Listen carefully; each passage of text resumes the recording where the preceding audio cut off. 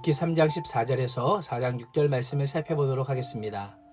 기업 무료자의 책임을 다하겠다고 한 보아스는 룻이 다른 사람의 눈에 띄지 않게 돌아갈 수 있도록 배려하며 현숙한 여인의 면모를 끝까지 지켜줍니다. 돌아갈 때 겉옷에 볼이 6번 되어 룻에게 지어주고 성읍으로 들어갑니다.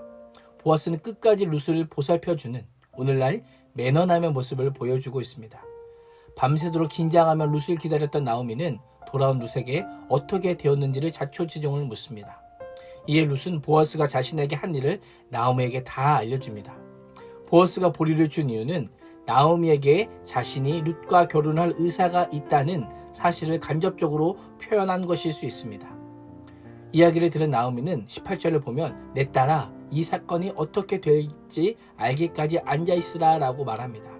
이제 우리가 할 일은 다 했으니 가만히 보아스를 믿고 기다리자 라고 말하는 것입니다. 이 말에는 보아스에 대한 나오미의 절대적인 신뢰를 보여줍니다.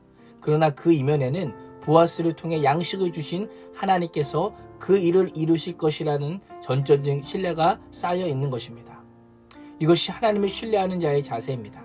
기도하고 믿음으로 행동한 후에는 하나님을 믿고 기다리는 것입니다. 때로 우리 안에 불안과 초조함이 엄습하십니까? 나오미와 룻처럼 이 일이 성취되기 전까지 쉬지 아니하시는 하나님을 믿고 기다리십시오. 룻과 헤어진 보아스는 지체하지 않고 바로 성문으로 들어갑니다. 마침 그곳을 지나가는 기업 무리자를 불러 앉히고 성읍의 10 장로들을 초청합니다. 모인 장로들 앞에서 기업 무리자에게 그를 부른 이유를 설명하며 정식적인 회의를 통해서 자신보다 먼저 기업 물을 권리가 있는 자에게 엘리멜렉의 기업을 물을 용의가 있냐라고 묻고 있습니다. 보아스는 자칫하면 자신보다 먼저 기업 물을 권리가 있는 자에게 그 권리를 빼앗길 수 있음에도 불구하고 투명하게 절차를 따라 그 일을 진행하고 있습니다. 우리는 때로 절호의 찬스를 잡기 위해서 초조함에 사로잡혀서 부정한 방법이나 부정한 절차를 따라 그 일을 처리하고자 하는 유혹을 받을 때가 있습니다. 그때 어떻게 하십니까? 무조건 이 기회를 잡아야 하기 때문에 부당함 앞에서 눈을 감으시지는 않으십니까? 이익만 될 수 있다면 체면이고 정의고 법이고 무시하지는 않으십니까? 위험을 감수하고서 투명하게 공정하게 처리하는 것이 믿음입니다. 보아스의 말을 들은 익명의 기업 무리자는 늙은 나오미만 봉양하면 엘리멜렉의 땅을 얻을 수 있겠다는 생각에 흔쾌히 승낙합니다. 그러나 룻의 존재를 알게 되자 나는 내 기업에 손해가 있을까 하여 라고 하면서 황급히 뒤로 물러섭니다. 룻이 혹시라도 아들을 낳으면 그 소유권이 넘어갈 수도 있기 때문입니다.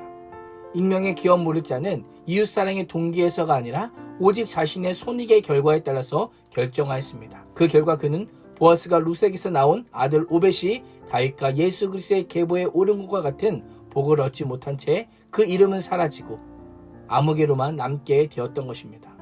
그러나 이러한 사실을 다 알고도 기꺼이 손실을 감수하면서 기업 물을 자의 책임을 진 보아스는 성경에 기록될 뿐만 아니라 예수 그리스도의 계보에 오르게 된 은혜를 누리게 되었습니다. 우리가 하나님께 받은 사랑은 아들의 생명을 내어준 헌신적인 사랑이요 자격 없는 자에게 베푸신 한량없는 사랑입니다.